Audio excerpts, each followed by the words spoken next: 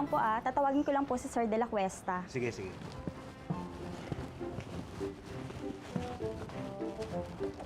Pits.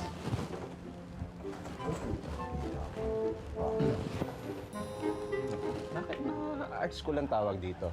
Ang pangalan ba na may-ari na itong schoolan, art?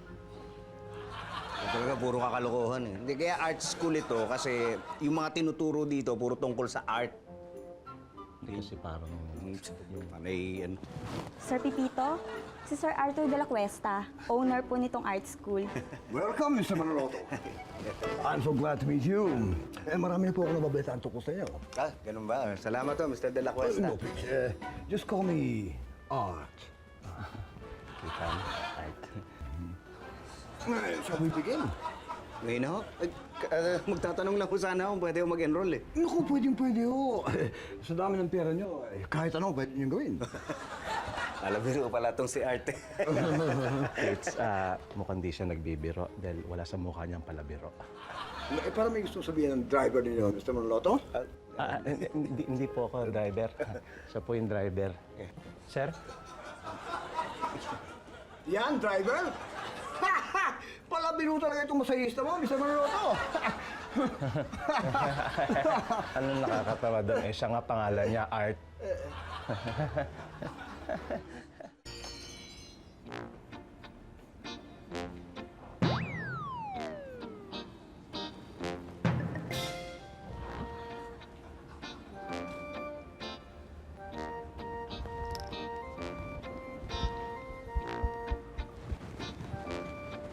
Sir Art, hindi ho ba natin sisingin si Mr. Manaloto ng art class fee? Huwag mo nang intindihin yun.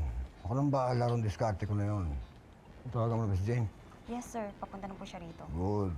Pagdating, paghantayin mo kaagad, ha? Sige po. Mr. Manaloto! Ba? Marunong ka na pala ng basics, ha? Ngayon ko nga lang sinubukan tong ganito eh. Dapat sa'yo, mag-advance lessons ka na. Art, pwede rin ba ako mag-advance lesson?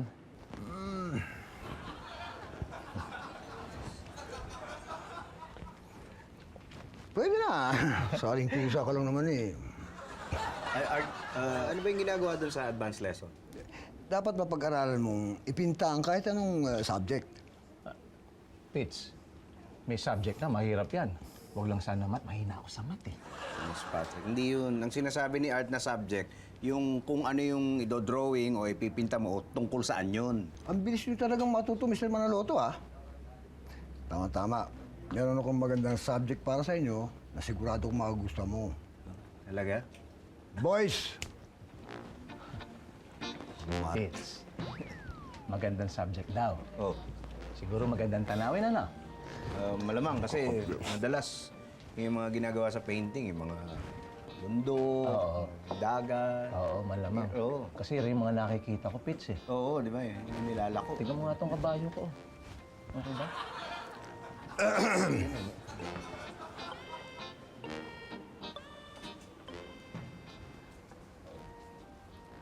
Mr. Manaloto, I'd like you to meet Jane.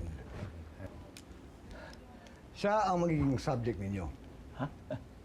Pits, magandang tanawin nga. Have fun! Hi, sir.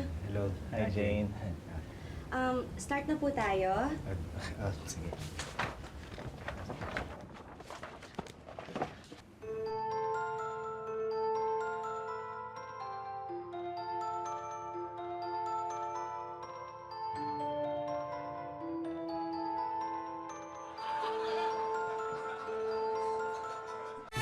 Tawa, tawa, tawa,